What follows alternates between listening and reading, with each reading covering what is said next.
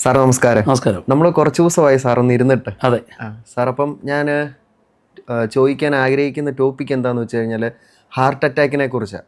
കാരണം എനിക്കിപ്പം ഞാൻ ആഗ്രഹിക്കുന്ന എൻ്റെ ചാനൽ വഴി ഹെൽത്തിനെ റിലേറ്റ് ചെയ്തിട്ടുള്ള ടോപ്പിക്കുകൾ സംസാരിക്കാം. അതാകുമ്പോൾ ആൾക്കാർക്ക് കൂടുതൽ ഹെൽപ്ഫുൾ ആയിരിക്കും, ഉപയോഗപ്പെടും. കാരണം ഹാർട്ട് അറ്റാക്ക് ഏത് മുഖേന നമുക്ക് വരാം, അല്ലെങ്കിൽ അതിനുള്ള സിംറ്റംസ് എന്തൊക്കെ ആയിരിക്കാം, അല്ലെങ്കിൽ ഒരു നെഞ്ചരിച്ചിലിന് ഹാർട്ട് അറ്റാക്ക് പോകുമോ, ഹാർട്ട് അറ്റാക്കിലേക്ക് എത്തുമോ ഒരു നെഞ്ചരിച്ചിൽ, അങ്ങനെ കുറച്ച് എല്ലാവർക്കും അറിയേണ്ട ചോദ്യങ്ങൾ, അങ്ങനെ കുറച്ച് ചോദ്യങ്ങൾ സാറിനോട് ചോദിക്കാനാണ് ഞാൻ ആഗ്രഹിക്കുന്നത്.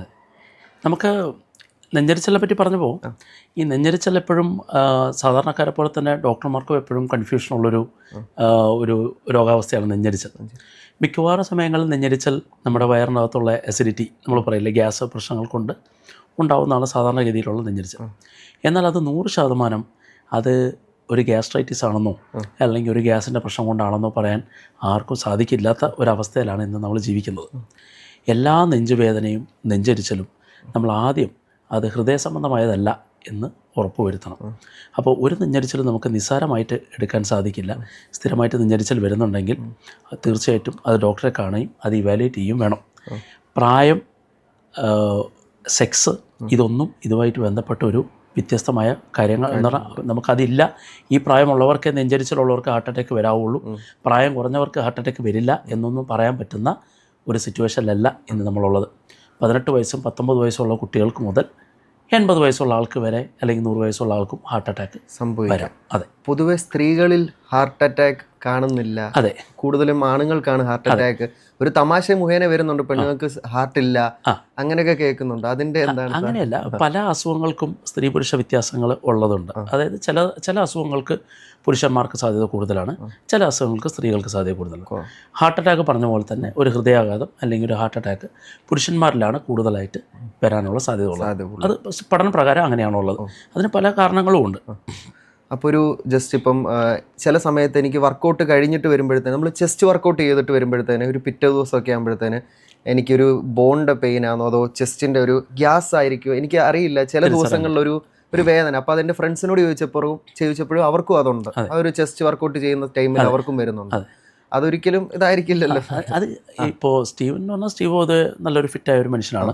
സ്റ്റീവന് വരാനുള്ള സാധ്യതകൾ അപ്പോൾ നമുക്ക് പറയാം എങ്ങനത്തെയാണ്. മിക്കവാറും ഈ ജിം വർക്കൗട്ട് കഴിഞ്ഞിട്ടുള്ളതെല്ലാം മിക്കവാറും എല്ലാം മസിൽ സോർനെസ് ആണ്. അതായത് ചെസ്റ്റിൻ്റെ മസിൽ, നമ്മുടെ പെക്ടറലിസ് മേജർ, പെക്ടറലിസ് മൈനർ എന്നൊക്കെ പറയുന്ന ചെസ്റ്റിൻ്റെ മസിലിൽ വർക്കൗട്ട് ചെയ്യുമ്പോൾ നമ്മുടെ ബാക്കി മസിൽ ഗ്രൂപ്പിൽ വരുന്ന പോലുള്ള നെഞ്ചുവേദന അല്ലെങ്കിൽ മസിൽ പെയിൻ ആണത്. എന്നാൽ അത് ശ്രദ്ധിക്കേണ്ട കാര്യമില്ലല്ലോ എന്ന് ചോദിച്ചു കഴിഞ്ഞാൽ നമ്മൾ റിസ്ക് ഫാക്ടറുകൾ നോക്കും.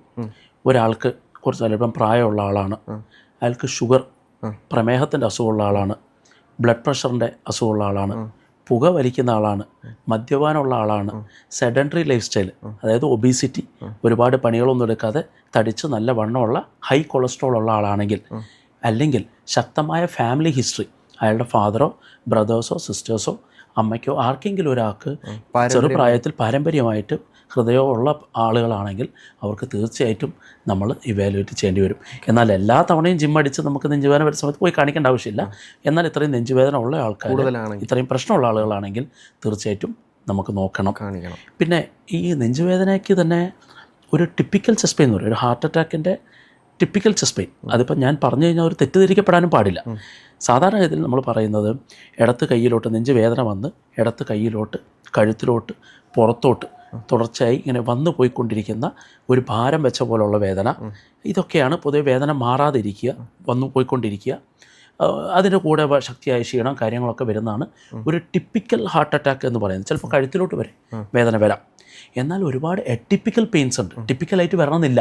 ചിലപ്പോൾ വെറുതെ ഒരു വയറുവേദന മാത്രമായി വന്ന ആൾക്ക് ഹാർട്ട് അറ്റാക്ക് വരാം, പുറം വേദന മാത്രം ഹാർട്ട് അറ്റാക്കിലേക്ക് വരാം, ഒരു ക്ഷീണം മാത്രമേ ഷുഗർ രോഗികൾക്ക് കാണത്തുള്ളൂ, ഒരു വേദന വരണമെന്ന് പോലുമില്ല, സൈലൻ്റ് അറ്റാക്ക് എന്നൊക്കെ നമ്മൾ പറയുന്നത്. അപ്പോൾ ഇതൊക്കെ വരാം. അപ്പോൾ നമുക്കൊരു ഇന്ന വേദന തന്നെയാണ് ഹാർട്ട് അറ്റാക്കിൻ്റെ വേദന എന്ന് പറയാൻ ബുദ്ധിമുട്ടാണ്. അപ്പോൾ ഞാൻ പറഞ്ഞ റിസ്ക് ഫാക്ടേഴ്സ് എല്ലാം ഇവാലുവേറ്റ് ചെയ്തതിന് ശേഷം മാത്രമേ നമുക്ക് ഇത് ഹാർട്ടിൻ്റെതല്ല എന്ന് ഉറപ്പ് വരുത്തണം.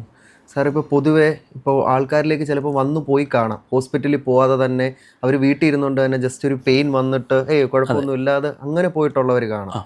ഇപ്പം അങ്ങനെയുള്ളവർക്ക് എന്തായിരിക്കും നമുക്ക് അതെ, ചിലർക്ക് ഇപ്പോൾ നമ്മൾ ചില സമയങ്ങളിൽ വീട്ടിൽ മൈനർ അറ്റാക്ക് എന്ന് പറയും. അതായത് ഹൃദയത്തിലോട്ട് പോകുന്ന രക്തക്കൊഴലുകളിൽ ഹൃദയത്തിന് രക്തം കൊടുക്കേണ്ട രക്തധമനികളിൽ ബ്ലോക്ക് വരുന്നതാണ്. അതായത് അങ്ങോട്ട് രക്തത്തിൻ്റെ സപ്ലൈ നിൽക്കുന്നതാണ് നമ്മൾ ഹാർട്ട് അറ്റാക്ക് എന്ന് പറയുന്നത്. അത് പ്രധാനപ്പെട്ട രക്തധമനികൾ ബ്ലോക്ക് ആയി കഴിഞ്ഞാൽ തീർച്ചയായിട്ടും അയാൾക്ക് പിന്നെ മുന്നോട്ട് പോകാൻ സാധിക്കില്ല. തീർച്ചയായിട്ടും ആശുപത്രി പോകും, വേണ്ട ട്രീറ്റ്മെൻറ്റ് ചെയ്യാൻ, അല്ലെങ്കിൽ അയാൾ മരിച്ചു പോകും. എന്നാൽ ചെറിയ രക്തധമനികൾ ബ്ലോക്ക് ഉള്ളവർക്ക് വന്ന് ഏതോ ഒരു സമയത്ത് പോയി കാണണം. അവർക്ക് നമ്മൾ പിന്നീട് വന്ന് ഹോസ്പിറ്റലിൽ വന്നു കഴിയുമ്പോൾ അതിനിപ്പോൾ എക്കോ ECG എടുത്ത് കഴിയുമ്പോൾ തന്നെ നമുക്ക് ഒരു അത്യാവശ്യം തെറ്റില്ലാത്ത രീതിയിലുള്ള ഹാർട്ട് ബ്ലോക്ക് ഉണ്ടെങ്കിൽ ECGക്കകത്ത് വന്ന് പോയതിൻ്റെ ലക്ഷണങ്ങളുണ്ടാവും.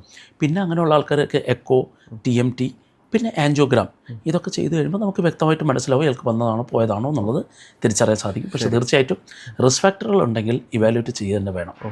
സാർ ഇപ്പോൾ ഒരു ഉദാഹരണം പറയുവാണെങ്കിൽ ഇപ്പം നമ്മുടെ കോന്നിയിൽ ദൂരെയുള്ള പ്രദേശം തണ്ണിത്തോട്, തേക്കുതോട്, അങ്ങനെ ഒരുപാട് ദൂരെയുള്ള സ്ഥലങ്ങൾ നമ്മുടെ അടുത്തുണ്ട്. ഇപ്പോൾ കഴിഞ്ഞിടയ്ക്ക് ഇവിടെ ഡ്യൂട്ടി അല്ല, ഞാൻ ഇവിടെ വർക്ക് ചെയ്തുകൊണ്ടിരുന്ന ടൈമിൽ തന്നെയാണ് എന്നെ ഒരു അച്ഛൻ എന്നോട് സംസാരിച്ചായിരുന്നു. അപ്പോൾ എന്നോട് ഇതുപോലെ പറഞ്ഞു, സ്റ്റീവ് ഞാനിപ്പോൾ തണ്ണിത്തോടാണ്, എൻ്റെ ഇടവക തണ്ണിത്തോടാണ്, അപ്പം അവിടെ അത്രയും ലോങ് ആണ്. ഇപ്പോൾ എന്തെങ്കിലും ഒരു കേസ് വരുവാണെങ്കിൽ അവർക്ക് നല്ല ലോങ് ആണ് ഇവിടെ എത്തിക്കാൻ. ഒരു പേഷ്യൻറ്റേയും കൊണ്ട് അവർ കോന്നി എത്തിയപ്പോഴത്തേന് ആൾ പോയി. അത്രയും ദൂരത്തു നിന്ന് ഹാർട്ട് അറ്റാക്ക് ആയിരുന്നു, ആ പുള്ളിക്ക് ഹാർട്ട് അറ്റാക്ക് ആയിരുന്നു. അത്രയും ലോങ് വന്നപ്പോഴത്തേന് അവർക്ക് ബുദ്ധിമുട്ടായി. അപ്പം അങ്ങനെയുള്ള ഒരു കേസിൽ അവർക്ക് ചെയ്യാം? പെട്ടെന്നൊരു എമർജൻസി ആയിട്ട് അവർക്ക് എന്ത് ചെയ്യാൻ പറ്റും? അങ്ങനെ ഒരു അറ്റാക്ക് എന്തെങ്കിലും ഒരു കേസ് എത്രയും പെട്ടെന്ന്, ഇപ്പം വളരെ പ്രസക്തമായ ചോദ്യമാണ്, പ്രത്യേകിച്ച് നമ്മുടെ ഈ റൂറൽ ഏരിയാസിൽ എത്രയും പെട്ടെന്ന് ആശുപത്രികൾ അടുത്തില്ലാത്ത സ്ഥലങ്ങൾ എത്തിപ്പെടാൻ ആംബുലൻസുകൾ, അതായത് വിദഗ്ധമായ D ലെവൽ പോലുള്ള ആംബുലൻസുകൾ ഇല്ലാത്ത സ്ഥലത്ത്, അല്ലെങ്കിൽ കൊണ്ടുവരാൻ വേണ്ടി കൃത്യമായ നഴ്സസ് ഇല്ലാത്ത സ്ഥലങ്ങളിൽ എപ്പോഴും വരുന്ന ഒരു പ്രശ്നം തന്നെയാണിത്. നെഞ്ചുവേദന വന്ന് ആദ്യമേ നെഞ്ചുവേദന തിരിച്ചറിയാൻ, ഈ നെഞ്ചുവേദന പ്രശ്നമാണ്. നമ്മുടെയൊക്കെ വീട്ടിൽ നെഞ്ചുവേദന വന്നാൽ ആദ്യം എന്താ ചെയ്യുന്നത്? ആദ്യം കുറച്ച് നെഞ്ചൊന്ന് തടവി കൊടുക്കും, അത് കഴിഞ്ഞ് ഒരല്പം ജീരകം കലക്കി വെള്ളം കൊടുക്കും, അല്ലെങ്കിൽ ഗ്യാസിനുള്ള വല്ല ആയുർവേദ മരുന്നും കൊടുക്കും. ഇതൊന്നും കഴിച്ച് കുറഞ്ഞില്ലെങ്കിലാണ് പിന്നീട് ആശുപത്രിയിലേക്ക് പോകാനുള്ള തീരുമാനം എടുക്കുന്നത്. അപ്പോൾ തന്നെ ഒരുപാട് വില പിടിച്ച സമയം നഷ്ടപ്പെടുത്തി കഴിഞ്ഞു. ഈ അച്ഛൻ പറഞ്ഞ കേസ് എനിക്ക് പറയാം. അത് വരുന്ന വഴിക്ക് ആൾക്ക് നെഞ്ചുവേദന വന്ന് കൊണ്ടുവരുന്ന വഴിക്ക് തന്നെ കാർഡിയക് അറസ്റ്റ് എന്ന് പറഞ്ഞ സിറ്റുവേഷനിലേക്ക് പോയി. അതായത് ഹൃദയത്തിലോട്ടുള്ള രക്തോട്ടം പൂർണ്ണമായി നിലച്ച് ആളുടെ ഹൃദയം നിന്നുപോയി കഴിഞ്ഞാൽ നമുക്ക് പിന്നെ ചെയ്യാനുള്ളത് CPR, cardio pulmonary റെസിസ്റ്റേഷൻ, heart compression കൊടുക്കുക എന്നുള്ളതാണ്. അത് എല്ലാവരും അത് പഠിച്ചിരിക്കേണ്ടതാണ്. അതിന് എനിക്കൊന്ന് സ്റ്റീവ് ഇപ്പോൾ ഇനീഷ്യേറ്റീവ് എടുത്ത് ഒരുപാട് ആളുകളെ പഠിപ്പിക്കുന്നുണ്ട്. അത് തീർച്ചയായിട്ടും നമ്മൾ ചെയ്യേണ്ടതാണ്. എല്ലാവരും അതറിഞ്ഞ് ഒരു പരിധി വരെ നമുക്ക് ഒരുപക്ഷെ ആ ഹൃദയം നിന്നുപോയ ഹൃദയത്തെ ആശുപത്രി എത്തുന്നവരെ നമുക്കത് പിടിച്ചു വെക്കാൻ സാധിക്കും. CPR വളരെ ഇമ്പോർട്ടൻ്റ് ആയിട്ടുള്ള ഒരു ലൈഫ് സേവിങ് സംഭവമാണ്. അപ്പോൾ CPR വഴി നമുക്ക് ആ ആശുപത്രി എത്തുന്നവരെ നമുക്കത് പിടിച്ചു വെക്കാൻ പറ്റും. ആശുപത്രി എത്തിക്കഴിഞ്ഞാൽ പിന്നെ ബാക്കിയുള്ള കാര്യങ്ങൾ. എന്നാൽ കൂടി അത് ചെയ്യാതെ വരുന്നതിനേക്കാളും ഒരുപാട് ബെനിഫിറ്റാണ് അത് ചെയ്തിരുന്നെങ്കിൽ. ഇപ്പോൾ ഒരു ഉദാഹരണം പറയാമെന്നാൽ ഇപ്പോൾ ഒരാൾക്ക് നെഞ്ചുവേദന എടുത്തു, അപ്പോൾ ഉടനെ തന്നെ നമ്മൾ ഹോസ്പിറ്റലിൽ എത്തുക, അതാണ് ഫസ്റ്റ് ചെയ്യേണ്ട. അതെ, ഞാൻ പറഞ്ഞ ഇപ്പോൾ എല്ലാവരും ഓടിക്കൊണ്ടിരണമെന്നല്ല ഞാൻ പറഞ്ഞത്, പക്ഷേ ഒരുവിധം സംശയമുണ്ട്. ഞാൻ പറഞ്ഞ റിസ്ക് ഫാക്ടേഴ്സ്, അതായത് ഒന്നുകൂടി റിപ്പീറ്റ് ചെയ്യാം. ആ പെയിന് ടിപ്പിക്കൽ പെയിൻ വരാം, ടിപ്പിക്കൽ അല്ലാത്ത പെയിൻ വരാം. അപ്പോൾ പെയിൻ ഇങ്ങനത്തെ, അതായത് ഞാൻ പറഞ്ഞില്ലേ, ഇടത്ത് കൈയിലോട്ടുള്ള വേദന, നെഞ്ചിൽ വന്ന് വേദന, ഇടത്ത് കൈയിലോട്ടുള്ള വ്യാപനം, കഴുത്തിലോട്ടും പുറത്തോട്ടുമുള്ള വേദന, ഇതൊക്കെ നമുക്ക് പറയാനേ ഉള്ളൂ ടിപ്പിക്കൽ. എന്നാൽ ഞാൻ പറഞ്ഞില്ലേ, ഷുഗർ അസുഖമുള്ള ആൾക്കാർക്ക് ഇതുപോലത്തെ ടിപ്പിക്കൽ പെയിൻ വരണമെന്നില്ല. റിസ്ക് ഫാക്ടറുകൾ നോക്കുക: പ്രായം, സിഗരറ്റ് വലി, കൊളസ്ട്രോള്, ബ്ലഡ് പ്രഷർ, അമിതമായ വണ്ണമുള്ള ആളുകൾ, ഫാമിലി ഹിസ്റ്ററി ഉള്ള ആളുകൾ.